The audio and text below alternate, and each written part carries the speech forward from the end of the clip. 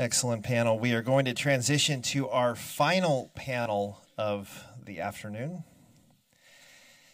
And it gives me great pleasure to introduce our moderator. We could not be at Facebook today without speaking about social media. And our final panel will present social media platforms and how we can make the best use of them. Let me introduce Cameron Johnson. Cameron is our moderator today. Cameron Johnson was elected to the San Carlos City Council in November of 2013. For his day job, he is Director of Product Innovation at Netflix. Prior to Netflix, Cameron was Director of Product Management at Yahoo. Cameron also serves as chair of the San Mateo County Mental Health and Substance Abuse Recovery Commission. He previously served on the San Carlos Economic Development Advisory Commission as well. Cameron has an MBA from Stanford and a BA in Political Science from Reed College. I'm pleased that Cameron could join us today and give us his insights, given his experience in both the public and private sectors, and he can provide some unique insight into both tech and government. And our last panel today is entitled Digital Darwinism, the Evolution and, it says adaptation or adaptation. I'll go with adaptation of social media. And where's Cameron? Is Cameron in the room? Cameron, there you are. Come on up. Cameron Johnson. All right, guys. Thanks, Kevin. Thanks for having me. So I think of social media, as at its basic level, a communication tool. And there's tons of jargon.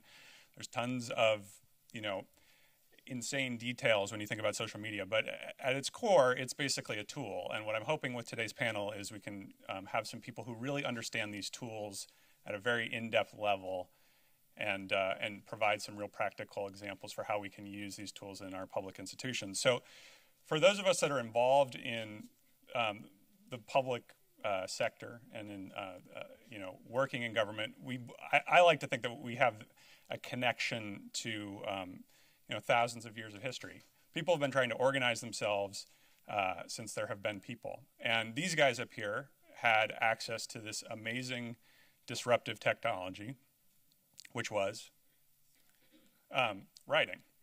So think about writing. It allowed you to transmit information from one generation to the next. It allowed you to actually write down the laws and put them up in a way where people could see.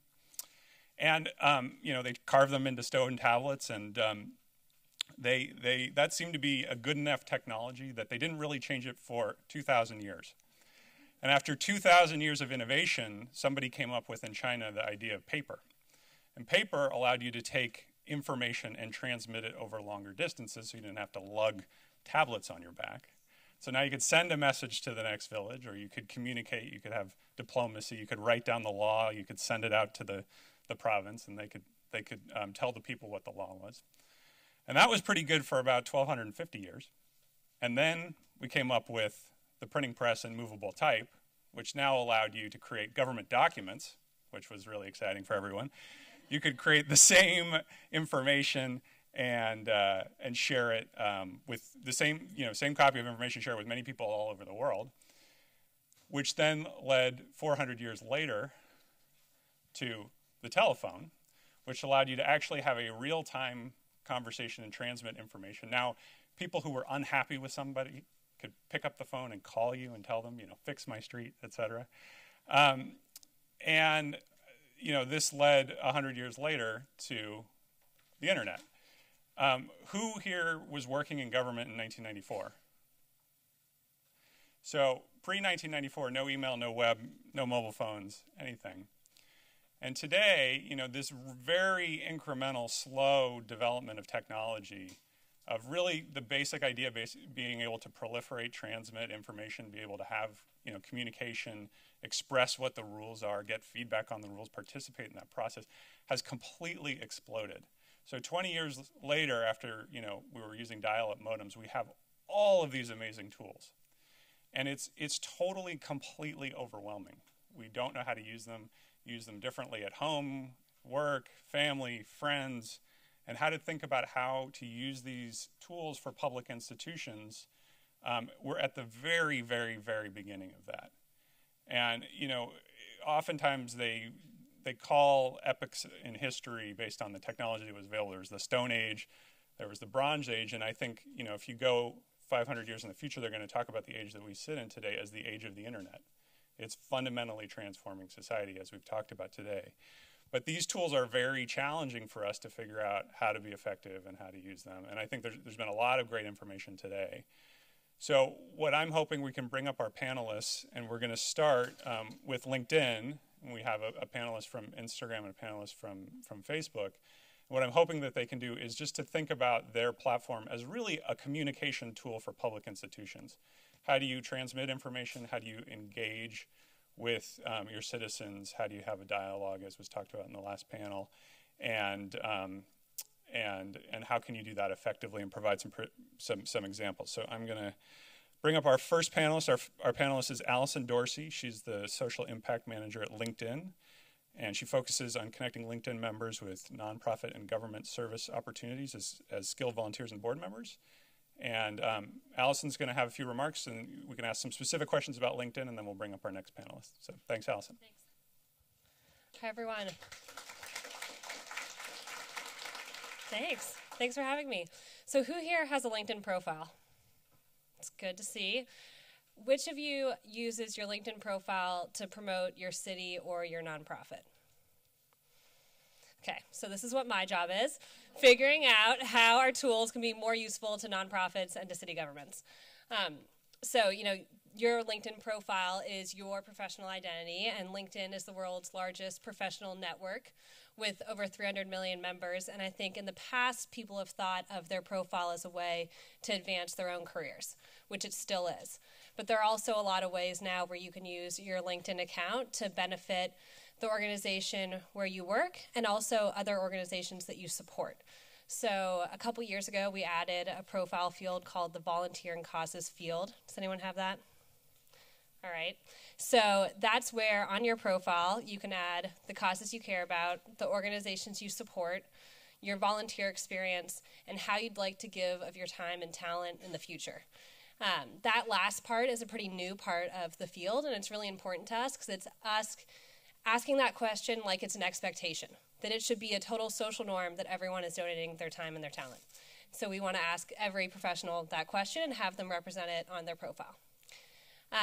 We also recently added a tool called long-form member content, so it's like a couple weeks old, and so you now can blog through your LinkedIn account. And one of the big benefits of that is that your audience is already built in. Everyone you're connected to is already following your blog, so you're going to get a lot more engagement than if you started a new website. So that can be a great way for mayors or other community leaders to be talking about what's important in your community and having a lot of people read that right away. We also see a lot of groups using the groups tool. So last week I was with the Mississippi River Mayors Association, which is all the towns along the Mississippi, and they've realized that a lot of their professionals do business with one another. So some of these towns have 5,000 people.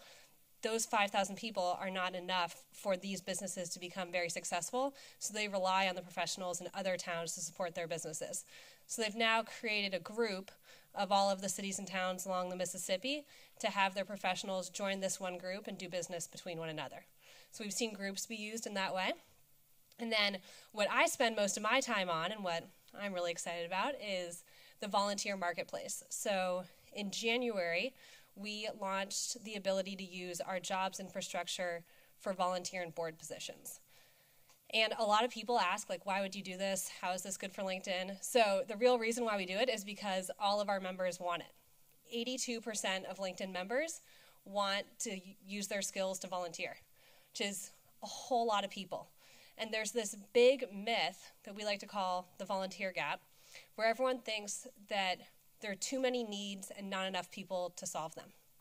And the reality is that in the last few months, we've seen 2 million members check this box saying that they want volunteer opportunities, and we've seen 9,000 volunteer positions get added.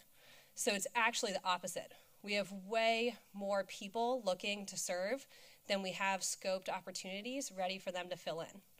So the most exciting thing that I think you all can be doing on LinkedIn right now is posting your opportunities for your citizens to get involved. I think Krista said a great thing where she was talking about social media management and how, she is a social media coordinator, and so the County of San Mateo has a great benefit in that they have her helping manage that community, but not everyone has a social media manager.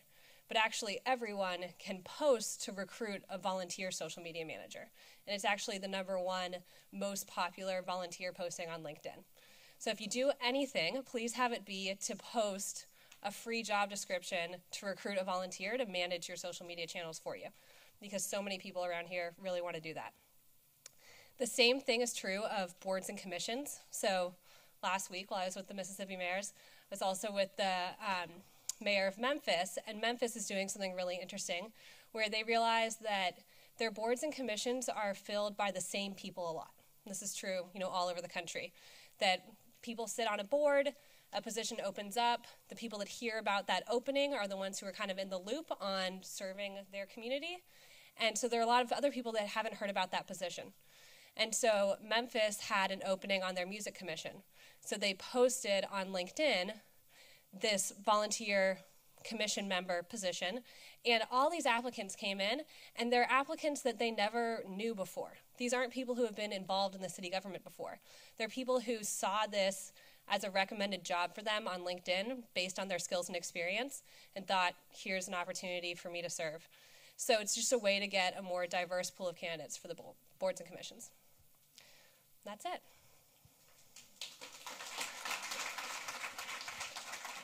So before we bring up our next panelist, is there a question or two for Allison about LinkedIn? Anyone? Don't be shy. In the corner?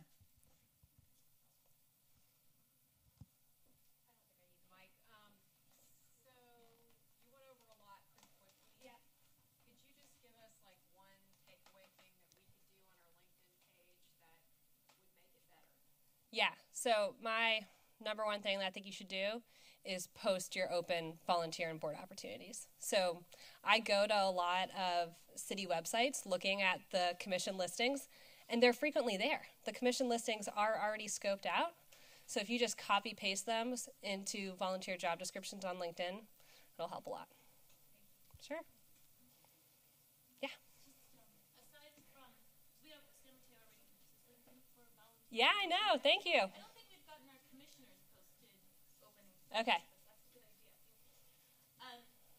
I guess my question is, when and how for our organization to start using LinkedIn rather than like me, Rebecca Zito, posting a press release about San Mateo to my LinkedIn account or our city manager's LinkedIn account, like creating an organizational LinkedIn account, does that become appropriate? I mean, I guess anytime, but yeah.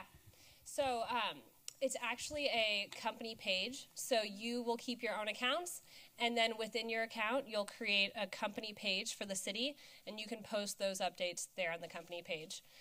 It's also really helpful if you have a group. Usually groups have some sort of theme, so it could be people interested in water conservation in San Mateo County, or it could be people interested in volunteering. You could choose whatever is topical at the moment for a group, but then you can post those sorts of announcements into the group as well. Okay. So thanks, Allison. Have a seat. We're going to bring up Charlton Golson, from Instagram, who manages strategic partnerships for public figures and big events for Instagram. So come on up. Thank you. Hi. How's everyone doing? Really? That's all? Just good? There's like tons of really good cookies outside. I don't know if you guys have seen these.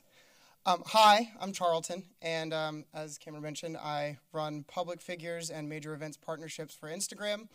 For us, primarily, what that means are the Justin Biebers and the Selena Gomez's of the world. However, we obviously do love to see our elected officials, especially at the local level, active on the platform. I know you heard from Nikki Jackson-Clacko this morning kind of about what Instagram is and kind of how we think about our place in this, which is not hieroglyphics, I was surprised to learn, in the social media space.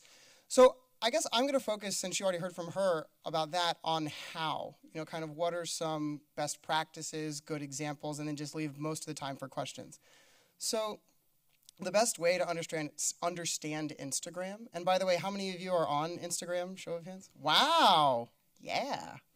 The best way to understand Instagram is just to use it and see how other people are using it. And it sounds like the majority of the room knows that, which is awesome. But I'll tell you one of my favorite public figures who's on Instagram, and that's the mayor of LA. I know it's blasphemous in this room, Southern California. But the mayor of LA, Eric Garcetti, is incredible because what he does really, really well is just post the beauty in his city. And he posts things that he just finds are really, really cool. And people are responding to that. What's really interesting about Instagram as a user, and I work here too, obviously, but I use it primarily, is that people really do respond to everyday beauty, which I find really, really incredible. And so if you're thinking about what to post on Instagram, I follow the mayor's example because he'll find the things in Los Angeles that people will recognize or people will have a visceral reaction to. He'll find things that, maybe his favorite local hot dog stand that is giving him, they wrote in mustard, Pink's loves Mayor Garcetti. Maybe he'll find a praying mantis at the bottom of a fire that just happened. Or he'll take a picture. He took a picture, I think it was a couple days ago, of the smoke as it was clearing out a big LA fire. So that's not something you would think to post. Like, why would a mayor draw attention to the fact that there was a disaster in his town? However, Instagram's about capturing and sharing the world's moments. And so not all the moments can be gravy. And I think as public servants, and I have the greatest admiration for all public servants at any level, but I think public servants often feel like, if I open up that, things aren't always perfect, things aren't as good as I want them to be, as my constituents want them to be. I think that sometimes the right thing to do is to just draw attention to the fact that there is still beauty in something, even when it's not, the picture with the local guy who won a contest, though that's important too. And so what I would say as like your one takeaway for how to think about using Instagram is be yourselves. Be yourselves, post things you think are interesting, post, your own, the kids in your neighborhood, the people on your block, if they're comfortable with that.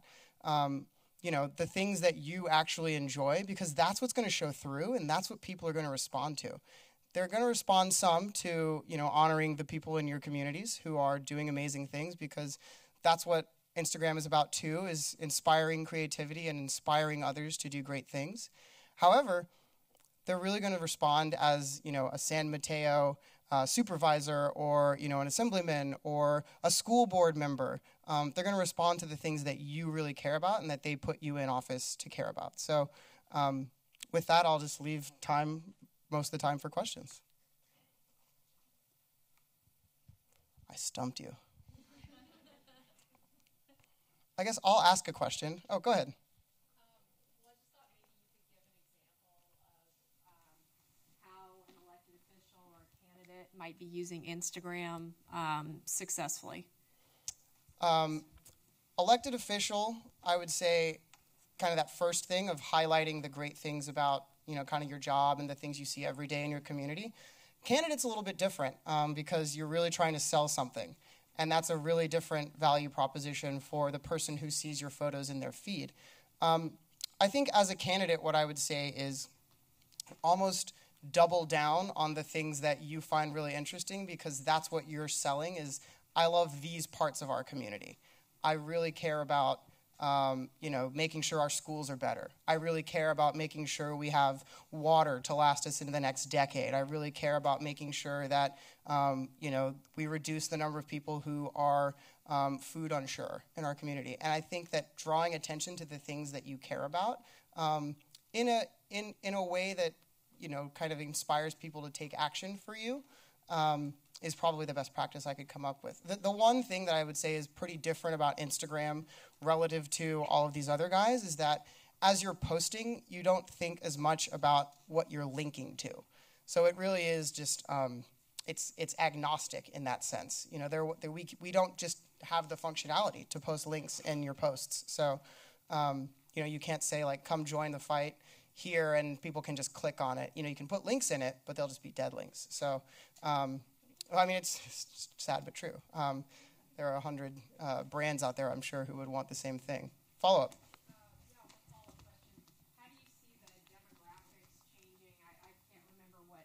We might have gotten some of that information earlier, but do you see, it seems that the age group that's interested in using Instagram is rising, instead of it just being for my 13-year-old cousin. It seems like there are older people in my family that are using it now. So I wondered if you could comment. Like 16-year-olds?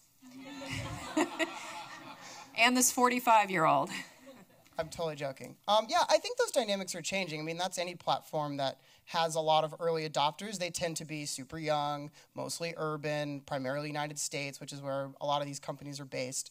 But I think over time, as we see what happens in the Instagram community, even as, you know, folks over 20 are joining, is that the content really stays the focus, and we've been really fortunate with that. So I would say that, yes, to answer the question bluntly, yes, the people's ages on Instagram are rising as a result of just having more people on it. However, I think that, you know, you shouldn't think about trying to reach a certain demographic on Instagram, since it really is a feed of whatever people are curating. Rather, I would think you want to reach people who are interested in certain topics. So kind of, again, going back to, and I hate to beat a dead horse, but, you know, you really want to think about what are the things that the people who subscribe to me care about. All right. Thank you very much. Okay. And finally, I want to welcome up Crystal Patterson from Facebook. She's the Government and Politics Outreach Manager, and she can talk about how government institutions, elected officials have effectively used the Facebook platform. So come on up, Crystal. Oh, do I use that one? Oh, sorry, yeah, I forgot there was one. Hello. I'm dressed like a DC person. When I come on campus, they check me at security because I don't look like a typical Facebooker when I come to work like this. Thank you for having me. I work with elected officials, government agencies, advocacy groups, and nonprofits on how to get the most that they can out of Facebook. Typically, I'm guessing a lot of you see this as well. You've kind of got limited resources and limited time, and so I work to make sure the time you spend on the platform, you're getting the most you can out of it. Given that I could go on for hours about this stuff, I picked a couple of things to kind of zero in on for you today, and then I'll take a couple of questions. For the couple of you who talked to me out there, this might be a little repetitive, so I'm sorry, but this is the stuff that I think really will help you as you're kind of figuring out what you're going to do on the platform. So I'm going to talk first about our algorithm, and then a couple of tools that I think might be useful to you as you're thinking about your outreach efforts on the platform. So our algorithm, how many of you understand the algorithm? Yeah, nobody does, right? I've had a few events where somebody's like, so can you tell us what the algorithm is? And I'm like, I will trade you the algorithm if you can tell me the recipe for Coca-Cola and Kentucky Fried Chicken, because they're about the same level of secrecy in terms of what goes into it. So nobody really knows exactly what the algorithm is, but there are certain things that you can do to help improve how much you're reaching your audience. Because you want your posts to be sticky with people. When I say sticky, I mean you want good engagement, whether people are clicking on things, liking them, sharing them, and showing that they're interested in this type of stuff you're posting. So one thing I suggested to someone here is to kind of have an idea of a content calendar in your mind so that you're posting regularly. We suggest a minimum of 2 to 3 times a day. Ideally, you'd be posting 7 to 9 times a day, but I know that's a lot for most people. There's more than 1.3 billion people on Facebook right now. That's a lot of content that's competing to get into people's feeds. Now, the good thing is that everybody engages with Facebook in a different way, so you can use that to your advantage. So let's say you have a particular initiative you're pushing out of your offices or your organization. What I would suggest you do is when you're coming up with your plans for Facebook, you come up with different forms of media that you can use to share that message on Facebook. So Charlton and I could have the same friends list, like the same pages, but our feeds look completely different. He loves video and photos. I love reading articles. So I see more articles. He sees more photos and video. You want to reach both of us. So you need to be sharing different types of media so that we see your content in our feeds. Does that make sense? Okay. So frequency also matters. Because there's so much content, the idea that you could overserve people with stuff, it's almost impossible to do. At any given time, there's 1,500 pieces of content we can serve someone. The most anybody can really manage to kind of process in a day is 300, which is still a lot. But again, considering how much is available on the platform, we have to, have some sort of standard for how we serve things up. And so that's where the algorithm comes from. So you want to post frequently, mix up the type of content that you're including, and make sure that it's interesting. I think the kind of principles that I think of that apply with Instagram apply with Facebook as well. When you're sharing things, instead of just going through the motions of posting something, think about what it would take to get you to read whatever it is or to engage with whatever it is that you are posting. You want it to be interesting and you want people to care about whatever it is that you're showing. And so make sure you're thinking about that and not just throwing up a link just to throw it up. The other thing is the best pages really focus on making themselves distinctive from everybody else. So while it's good, you should check out what other cities are doing for inspiration. You want to make sure that you adapt it to whatever your organization is doing that will make you special. I showed somebody the city of Minneapolis did a cool hyperlapse video of a parklet they built on a street. That was neat. I'm sure there are a million different things you could do with something like that, but they got a great engagement with it. So that's the other thing. I would just try to be original and creative. And again, creative doesn't mean you reinvent the internet. It just means you try to come up with something that's special for you and your page. Okay, so that's the piece about the algorithm. The other section I want to cover was just a few tools that we have that I think could be really helpful. The first is our native video tool. How many of you have uploaded a video to Facebook directly? How's the engagement been on it? Pretty good? So we've seen a 50% rise in the number of videos that are watched on the platform with our native upload tool as opposed to using YouTube or other outside vendors. Nothing wrong with YouTube, but as some of you who've done digital probably know, the more steps you create for people to engage with a piece of content, the less likely they are to do so. It's like trying to get people to click on an email, right? You really got to kind of motivate people to do it. So with everything we do on Facebook, we like people spending time on Facebook. We want them adding to how much time they spend on Facebook. We want them to be able to find what they want on Facebook. So our native video is part of that process. So people are sliding through the news feed. They can click on a video now, and it just automatically plays. And before, you'd have to wait for it to open up in your YouTube app. It's kind of frustrating. It takes a little while, uses up your data, frustration all around. Now, you can upload your video natively, and it's part of a seamless experience, and more people will engage with it. Some other things that are cool, just ideas that I've seen tried on other pages, particularly with members of Congress. A lot of them will do contests on their pages. So they'll have people share photos from their districts or where they live, and then the winner gets their photo featured as a cover photo on the page. So I think that's a neat thing to do. There's also no shortage of opinions on the internet, and you should use that to your advantage. So if you have an issue that's hot in your community or with your organization, ask people what they think about what should be done about it. I'm certain you will get engagement.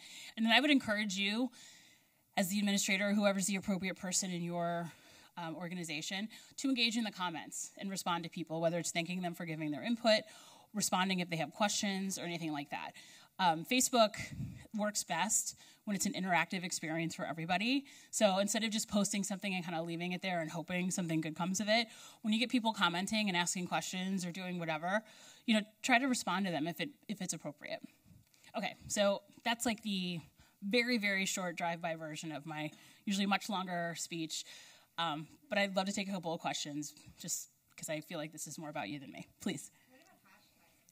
Hashtags are great. You should definitely use hashtags, particularly if there's a broader initiative that you're part of. We've seen this work very effectively. The minimum wage challenge that a lot of members of Congress do, they were using living the wage or live the wage, and it really helped give lift to a lot of their posts because reporters were looking for it, and other folks who were following wanted to know who else was doing it or who else was involved, and so they could click on the hashtag. The other cool thing that you should be doing is tagging other organizations or groups or municipalities that you're involved with, because then your stuff will help get served up to their audience as well. Thank you for that question. Anybody else? Am I talking too fast? I'm sorry. I feel the pressure of the time limit. And I was a high school debater. Can you tell us what not to Ooh, a trick question from Anne Blackwood.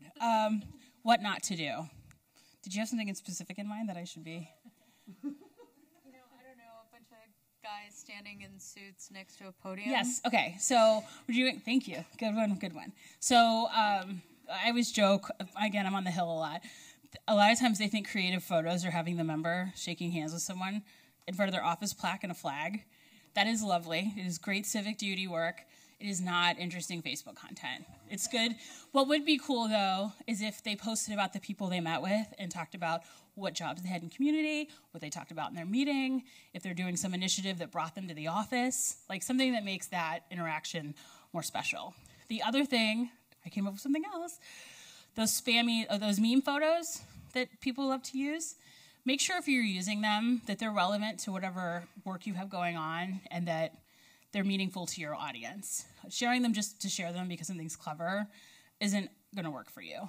People tend to hide those more, and they just don't help with the user experience. So be thoughtful and judicious about how you use those.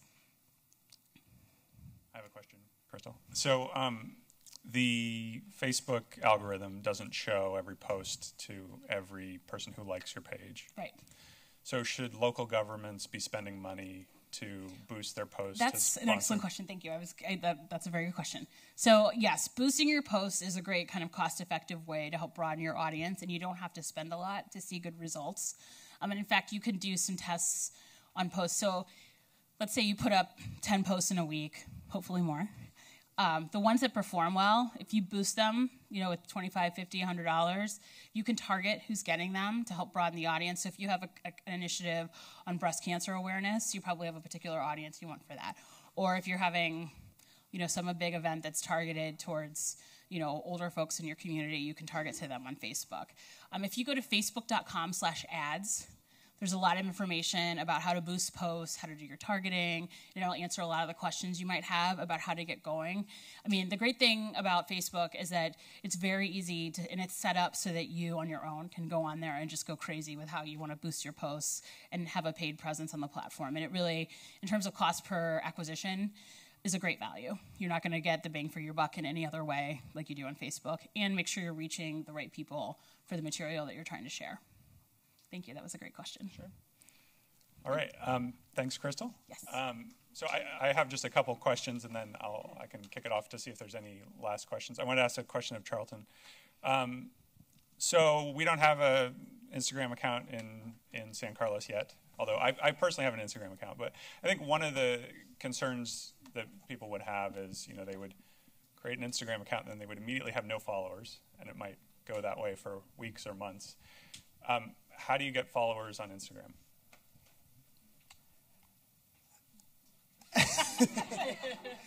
that is the. I feel like $100,000 used to be a lot of money. That's the $100,000 question. Is how do you get followers? There are a couple of things I would say that are interesting, and I think some of this comes from us, and some of this comes from usage.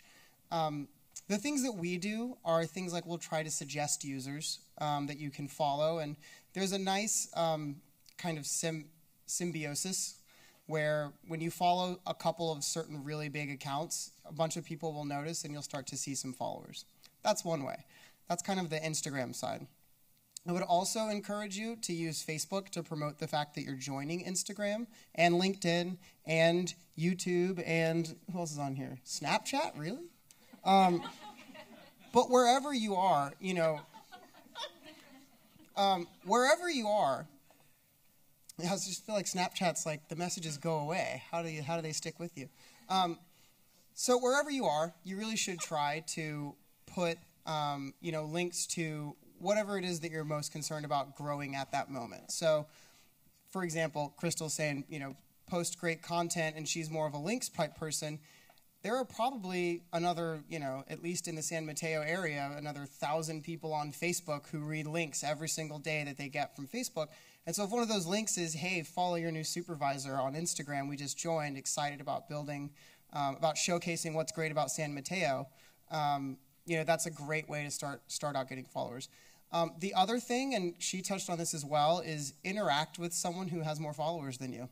And that is, again, on Instagram side, we don't really have the complicated Facebook algorithm of kind of who sees what, because anything that anyone posts who you're following, you're going to see it.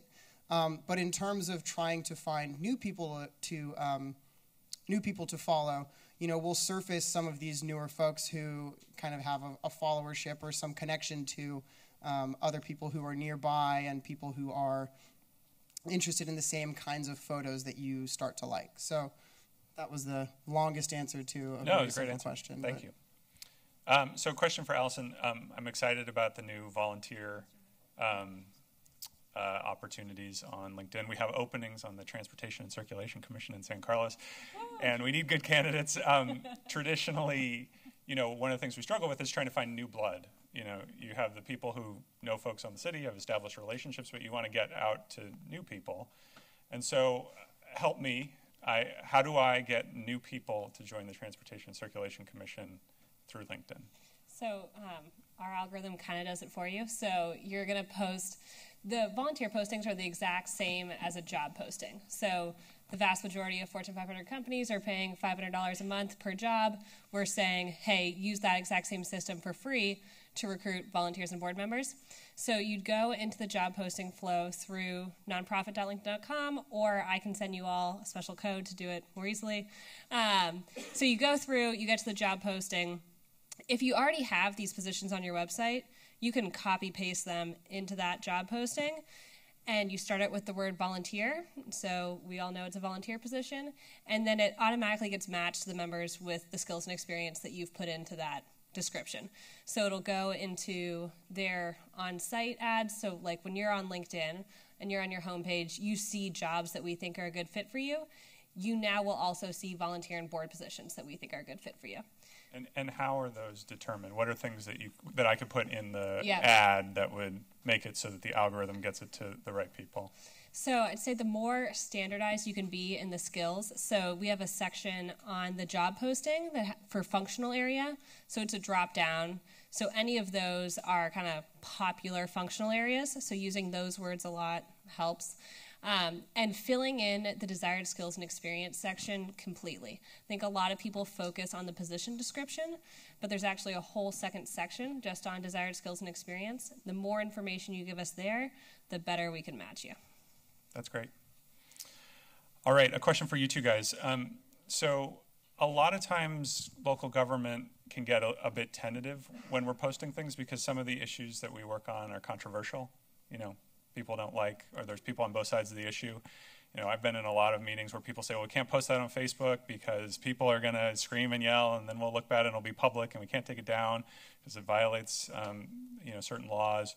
What do you tell people, sort of best practices? How should you think about, wading into controversial issues, dealing with negative responses or comments from citizens? What should we do? You don't want to go first? You don't want to go at all? I've spoken too much already. You're going to get easy questions. So this is a great question. I would say don't be afraid of putting stuff out there. I think the suggestion I made earlier about posing it in the form of a question, like what do you think we should do about X, Y, or Z, kind of gives you a little space to engage on an issue without actually having to worry about offending anybody or going too strong in one direction or another if you're not ready to do so yet. In terms of engagement from commenters, I actually think when people are debating in comments, it means you're probably doing something right because you're engaging people in something that they care enough about to want to make their opinions heard. I would also suggest on your page putting up some guidance that, there's a certain level of discourse that's kind of required to participate on the page. So if you're attacking other commenters, if you're swearing, et cetera, that kind of talk will be removed from the page. That way people have had fair warning, and hopefully it'll remind them to be respectful as they're debating issues. There's also, if you have anybody that's not quite crossing the line but is being disruptive to the conversation, have any of you used the hide feature for comments? Anybody? So hiding is great because it doesn't delete the comment, but it leaves it there. If you hide it, only the person who wrote it and their friends can still see it, but the other people involved in the conversation who aren't their friends can't anymore. So they get their say, and you saw it, but it's keeping the conversation from getting derailed by someone who's obviously just there to cause trouble. So I don't think you should shy away from controversial issues on Facebook. I think you just, try to be thoughtful in how you engage people on it. I feel like it was a very politician-y answer, but... yeah, I mean, I guess I give a much more cavalier answer, which is they're screaming and yelling anyway. And like Crystal said, the fact that you're willing to at least put it out there that you have an opinion on this, even if your opinion is we should have an opinion, which in a lot of cases is a huge first step, I think it's still worth it to post something about this and get the debate going. Because here's what's interesting. Cameron showed this amazing timeline of the history of communication, which goes back to, obviously, just people literally shouting at each other, and that was the only way you could debate something. Now we have these tools, all of these tools, including my friends at Snapchat, where you can have this live in one place. And for better or worse, I think that's actually a good thing, and here's why. There are Congress people today who actually, every time they're going in for a vote, they'll post what they're about to vote, and then they can get immediate feedback. And this is on both Facebook and Instagram, but mostly on Facebook, because it's a little bit more, it supports longer form comments a bit better. And I think that's really important because these Congress people who are doing this find that, if they really miss on an issue that their district cared about, or maybe their district cared one way and they kind of had their profiles in courage moment to vote what they thought was in the national interest. That's important, and that's good to know, and it's not something you can get very easily. Direct mail is really slow and really, really inefficient. And you have all these sample biases, so I would just say that it's worth it to take on just because, again, I acknowledge this is like a very valid answer, and I'm not the one in your shoes. But I do think it's worth trying to do. So maybe this is to everybody. A lot of times in public institutions, we get a little nervous when we're participating in things that are paid for with advertising. And there's big national debate and international debate about privacy, lots of things in the news. What does it mean for, this is sort of a broad question, but maybe you can think of some specifics. What does it mean for institutions or for debate or for citizens to be interacting on platforms where their information is being used for advertising? And, what are there any safeguards or thoughts that you have for the group about how to effectively use the platform with that in mind, or how to effectively talk to citizens about why we use these platforms if citizens have concerns about their privacy? Want to start? Sure. I think it's kind of two questions. One is about privacy and the other one's about advertisements. I think on the advertisement side, so much money goes into politics now that being concerned about an ad showing up more often in an update stream is no different than an ad showing up more often on television. So I don't think the ad situation is different on social media than it is in other forms of media. For privacy, I think that it's on us as social networks to be really clear about what our privacy policies are. And then it's on every consumer to be aware of those and choose if they want to be a part of it or not. And so I think that developing conversations on our platforms, you may be interacting with only a subset of the population, knowing that some people may want to opt out of that. And that's why you're having conversations in a lot of different forms, not just on Facebook or Instagram or LinkedIn. And so I think it's very similar to the idea that you want to post videos and photos and articles and different forms of content. You want to be having discussions on different forms of media and in person. I don't know if you guys have a different way of thinking of it. No, I think we say it differently, but it means the same thing. At Facebook and Instagram, we put a privacy is the cornerstone of our business. And so we're also advertising supported, but we don't have users if they can't trust us to safeguard their information. So we have a framework. We think about transparency, giving users very clear expectations for what our privacy policies are. We want to give them control so that they have meaningful ways to control how their information is used. And we want to be accountable. We want them to be able to give us feedback. We want them to be able to have clear methods of communication on when they feel their privacy is at risk. So we take that as seriously as anything else I've ever seen. And how that relates to advertising, right, is we do all of our advertising with privacy in mind. So we have a saying around here, privacy by design, which means that, we don't ship a product, we don't have any new kinds of ads, we don't have any new products without thinking about, like, how does this affect people's perception in some cases of their privacy? And then, of course, how does it actually affect what information is out there? So, I think as elected officials, you're certainly right to be nervous because there is a large public, debate on the nature of the internet in general for the good of society. However, I think we can, as privacy becomes more of a public conversation. Again, I think it's right for you to be in it as the people who are making the decisions about how their privacy is used and how people can participate in debate and participate in their local communities and their local establishments. Yeah, I would agree with that. I mean, this whole system we've built at Facebook, and I think on Instagram too, relies very heavily on the users being happy with the experience, and that is like the beginning and end of every conversation I have with folks about what they're doing with their pages, how they want to handle ads. We're working with campaigns now, and some of these field folks who are like crazy about data, they're like, how do we get the data for the people that we show ads to? And we're like, well, we don't do that. Like, that's not how this works. It's not how we operate. The integrity of the privacy of our users is first and foremost with I've only been here a few months, and I was astounded at how much we talk. Given how much people think we don't think about privacy, we're like obsessive about it. And mainly because, again, it doesn't work if the users aren't happy. I mean, sometimes we're too good. Like, I get served up ads, and I'm like, how did Facebook know that about me? But, it's great because it works. And I think it works because it's stuff I'm interested in. I mean, it just kind of freaks me out how well they know me. But for you as, public officials, remember, people have to like your page to get your stuff. So I don't think you should be afraid of engaging with your audience because it is a proactive experience for them to be wanting to engage with you. And also for many of you, you are answerable to these people. You work for them in some way or another, or you're serving them in one way or another. And so I think it's good that you want to be accountable to them in a public way. For a lot of the reasons Charlton was talking about with transparency and accountability, I think you guys can understand those concepts in the work that you do as well. All right. Well, we're out of time. Thank you, guys. Please join me in thanking our panelists. And I will hand it back over to Kevin.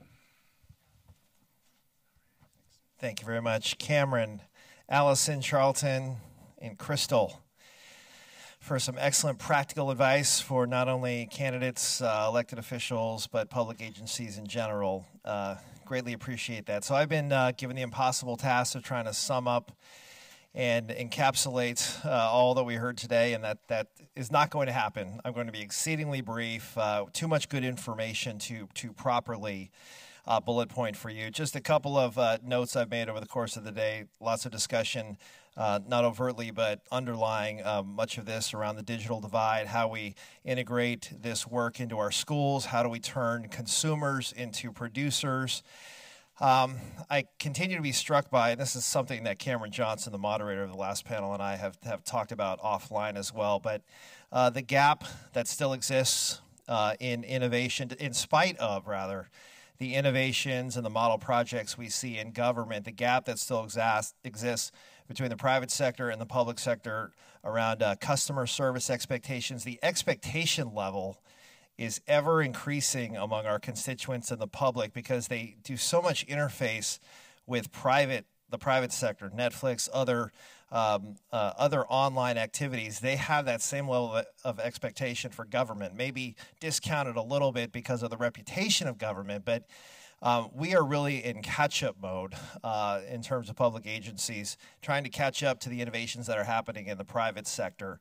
So we touched on some of that today. This is an ever-connected population, as Zane mentioned, that is demanding rapid connectivity. And how do we catch up to that? How do we harness the power of these technologies for the public good?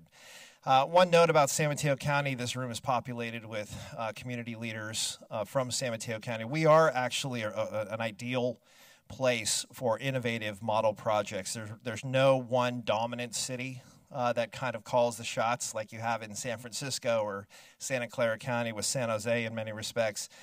We have a history of innovation and collaboration here in our county. So when you hear about things like good coins and social currency, iConstituent, other private sector efforts looking to partner with the public sector, I think we are ideally positioned to do some of that. But just questions around how we incentivize good behavior to create a healthy community, all things to think about, and lots of fodder today for further discussion next year. My staff made a comment about wanting to repurpose some of the signs you see around the room. In particular, I'm going to take this one.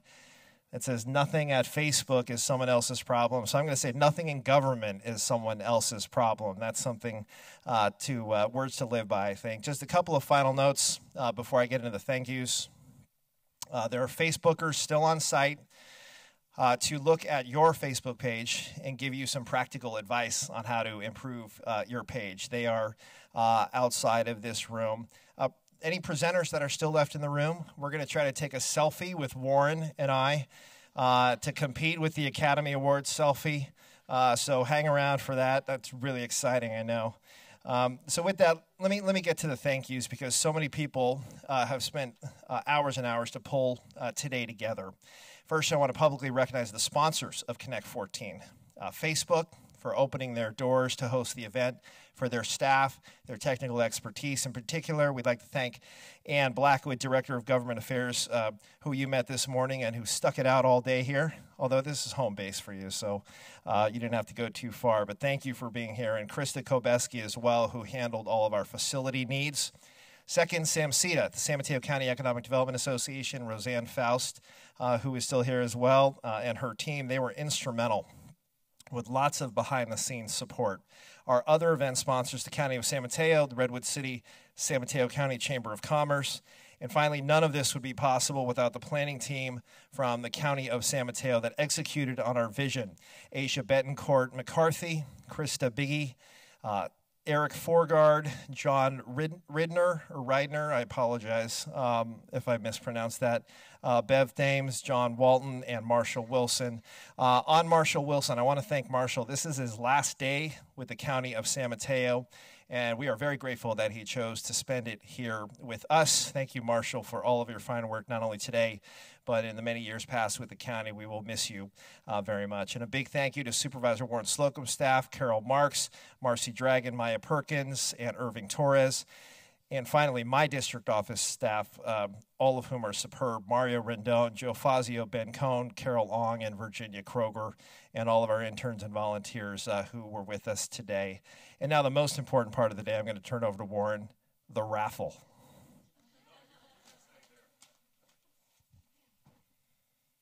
Okay, so we're going to ask Ann if she's still here to come up and draw the Ann Blackwood is going to draw the winning.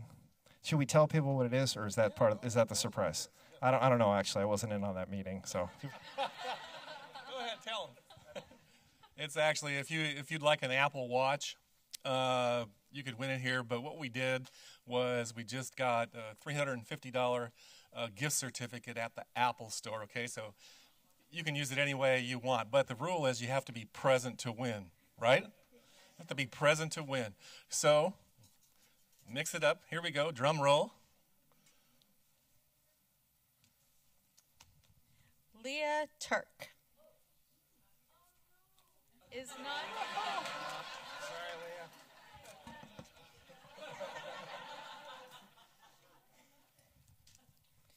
Mike O'Neill. All right.